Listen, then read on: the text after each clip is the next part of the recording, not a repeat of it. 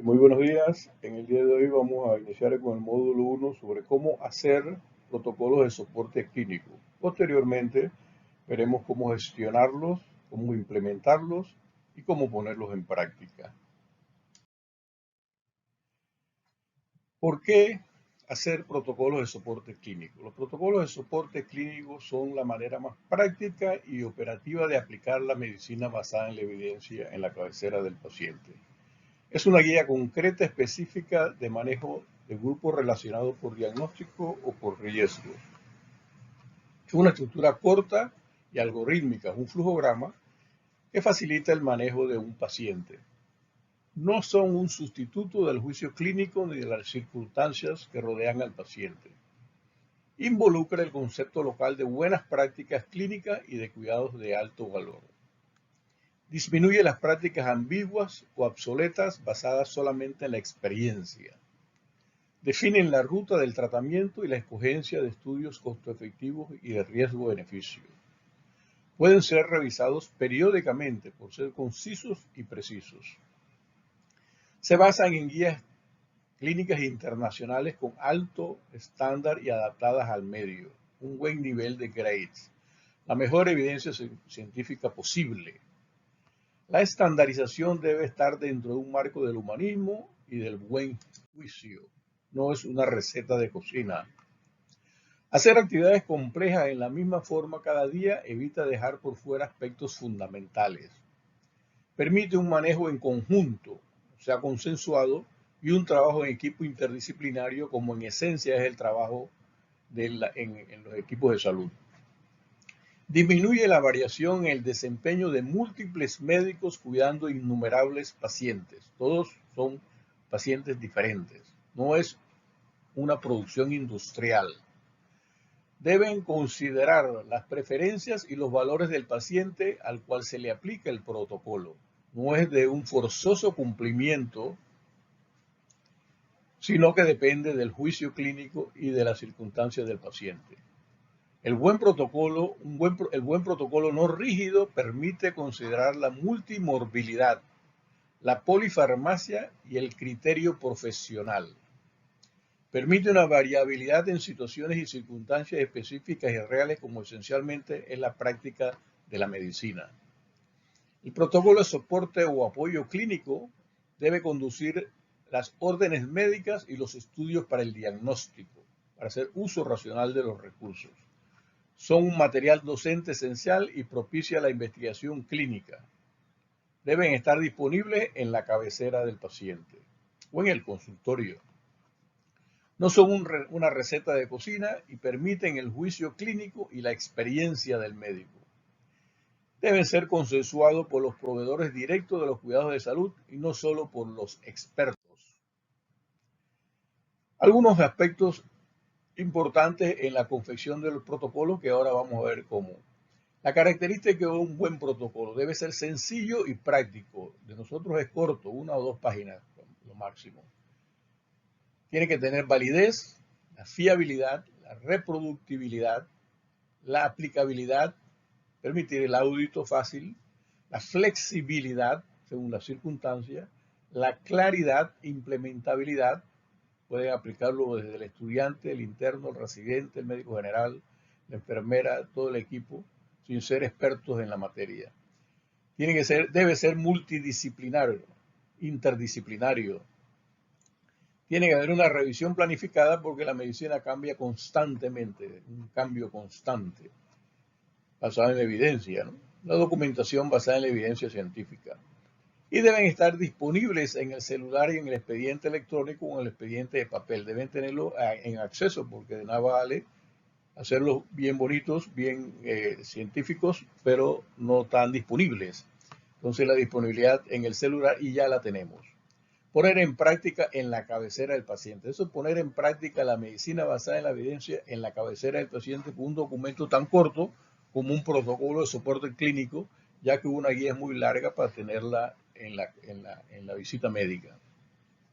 Y algunos aspectos generales, esto no es un cliché que todos los protocolos deben ser iguales, todos son diferentes, pero deben tener más o menos una estructura completa o integral. El título, nombre del protocolo de soporte clínico o de la patología, la definición de la patología, la enfermedad o el problema, la etiología, clasificación y factores de riesgos operacionales, las cosas que sean prácticas para poner en práctica, no la academia ni la teoría. Criterios diagnósticos clínicos basados en la evidencia, pruebas y estudios de imágenes para los estudios con las características operacionales, no necesariamente tenemos que ponerlas, pero algunos se pueden poner porque eso cambia. El manejo o el tratamiento que se le va a dar,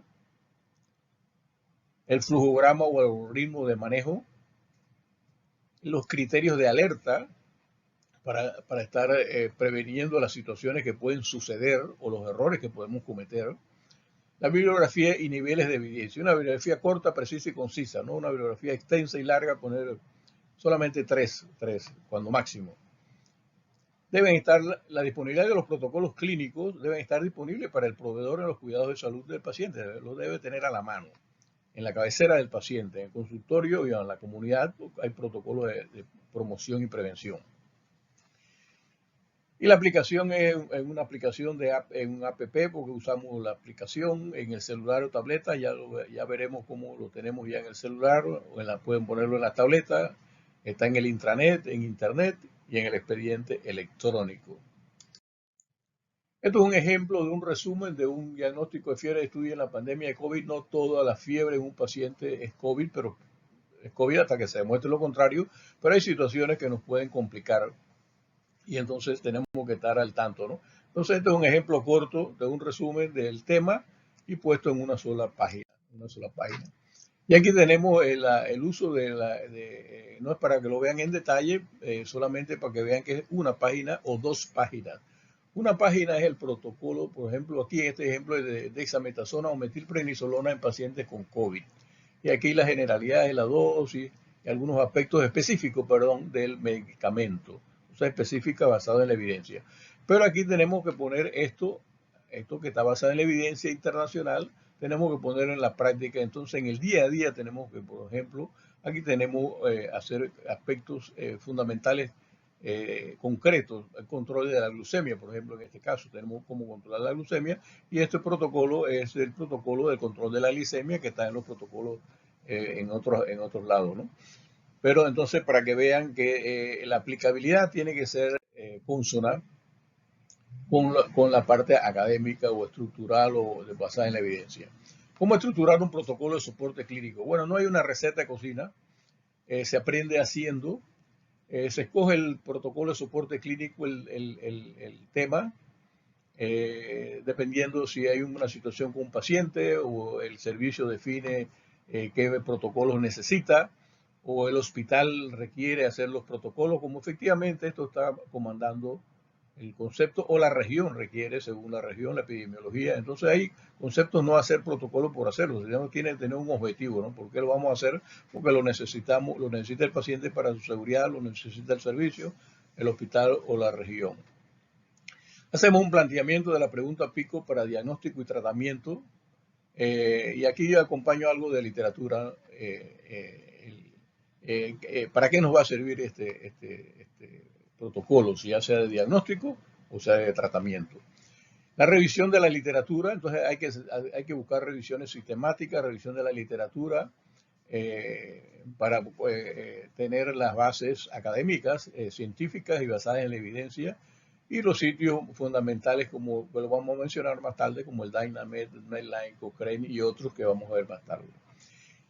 La evaluación del nivel de evidencia para la toma de decisiones, bueno, esto es importante porque el nivel de evidencia donde vamos a sacar el protocolo son de las guías clínicas, ¿no? Entonces las guías clínicas o las revisiones sistemáticas, entre otros sitios, los podemos tener esencialmente en Cochrane y epistemónicos, que después hablamos de ello. La estructura del protocolo de soporte clínico, bueno, cada protocolo de soporte clínico es diferente a otro, no hay una receta de cocina para esto, no hay un machote, una estructura que todos van a ser igual. No, todos son diferentes porque todos los pacientes son diferentes y todas las patologías son diferentes. Entonces, la estructura del protocolo, bueno, ya vimos por qué protocolos. Nuestros protocolos en la Caja del Seguro Social son nuestros, ideados en nuestro terreno. La bibliografía, guías clínicas con nivel de Gray, revisiones sistemáticas. Esta bibliografía debe ser muy corta porque no hay espacio tampoco para tener mucha teoría, mucha academia. El proceso de calidad y gerencial. Acuérdense que esto no es un protocolo de investigación, esto es un protocolo de soporte clínico para aplicarlo en el paciente. El proceso de calidad y gerencial desarrolla aval local, la implementación y la auditoría, que es tema después de otros temas. Establecer la fecha para la próxima revisión. Bueno, estos protocolos, como se hacen, son cortos, precisos y están sujetos al cambio de la medicina. Como la medicina es cambiante completamente, entonces tenemos que revisarlo y probablemente sea anual la revisión. Y esto requiere un trabajo inmenso. Algunos pasos sencillos para evaluar un protocolo. Se escoge el tema con base a lo anterior, a la clínica o a la epidemiología. Se identifica el tema que necesitamos hacer. Se ve la estructura de la pregunta, si hay que hacerla, que vamos a mejorar con el protocolo clínico. Buscamos la literatura, los sitios de evidencia, ya lo mencionamos, revisión de la literatura, generalmente por el médico funcionario, por el médico residente. Esencialmente esto sirve mucho para el adiestramiento de los residentes, por eso creemos que deben hacerlo los residentes, llevados de la mano con el preceptor, que es el especialista. Luego preparé el tema como si fuera a presentar una conferencia corta de 30 minutos. De todo lo que usted resumió, lo resume en 30 minutos y lo presenta, prepara el tema. Ya está preparado el tema, usted se aboca entonces a hacer un protocolo, un resumen conciso y preciso en 1 o 2 páginas. Se hace un borrador y ese borrador va a ser modificado. Deben ser basados en guías internacionales con un buen nivel de grade. Seguir normas y guías dictadas por el ente regulador del MINSA, si lo hay, MINSA Caja. Entonces tenemos que partir de allí porque ya legalmente están hechas por el ente regulador o por el consenso MINSA Caja. Entonces tenemos que acatar estos. Ajustar las normas o procedimientos de las instituciones donde estemos, adoptar a nuestro nivel local y adaptar como un hábito razonado. O sea, el nivel, al adaptarlo a nivel local es fundamental. La opinión del nivel local es clave, por eso lo consensuamos con todos los hospitales, para poder adoptarlo con un hábito razonado, no una cosa, no una receta de cocina, es con razonamiento, ¿no? Aquí tenemos algunos aspectos de la literatura. Queremos dar el mensaje de que la literatura no es buscar el último journal y buscar el último revisión muy bonita que salió en el New England Journal of Medicine. Tenemos que ir a los buscadores, y los buscadores esencialmente clínicos de más relevancia y de más impacto. El primero considero yo que es el Dynamed. No voy a entrar en detalle en esto porque esto sería una charla aparte. El Trip Database, que hace preguntas clínicas, esto es un sitio que se ha perfeccionado tremendamente y usted puede meter la estructura de la pregunta o puede poner el tema y le sale la literatura en diferentes aspectos.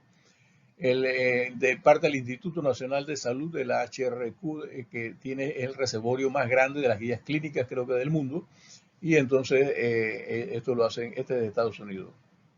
También otro que está haciendo guías clínicas, que yo pensaba que iba a sustituir, este es el ECRI que se usa para otros aspectos de seguridad del paciente, pero el ECRI también hace guías clínicas, entonces tenemos que ver el ECRI.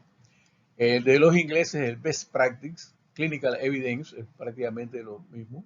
Esto es fundamental. Aquí viene un resumen bien basado en la evidencia, bien consensuado.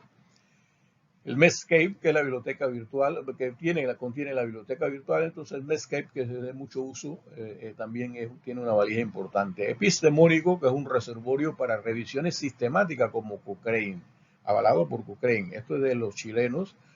Ellos tienen una organización para hacer revisiones sistemáticas y es el reservorio más grande de revisiones sistemáticas, junto a Cochrane. Entonces tú tienes una validez tremenda para buscar las revisiones sistemáticas donde vamos a sacar nuestras guías clínicas y donde vamos a sacar nuestros protocolos clínicos. Y la gente que fueron el sitio donde fueron, el lugar donde fue la cuna de la medicina basada en la evidencia, que es McMaster. Entonces, si ustedes entran a Access, entonces no le está mencionando la guía, sino la sinopsis de la guía, la sinopsis de la síntesis de las guías, y hacen un resumen bien actualizado tremendamente, y esto basado en la evidencia, y es uno de los sitios más serios que hay, el Access. Cochrane Library, que también contiene la pregunta Cochrane, y las guías de Estados Unidos, guías Guideline, Clinical Guideline. Entonces, para resumir, esto es una cosa que es aprender haciéndolo. No vamos a estar leyendo estudios primarios, ustedes van a buscar las metaanálisis, las revisiones sistemáticas, pero más bien van a buscar la síntesis de las guías clínicas en esos sitios que les mencionamos. En estos sitios ustedes van a buscar sinopsis de la síntesis, porque tenemos que buscar un material ya bien consensuado, porque es un protocolo de soporte clínico, no es un protocolo de investigación, ni estamos haciendo una revisión de la literatura. Y los sumarios, entonces esto nos da sumarios, estos sitios nos dan sumarios de temas.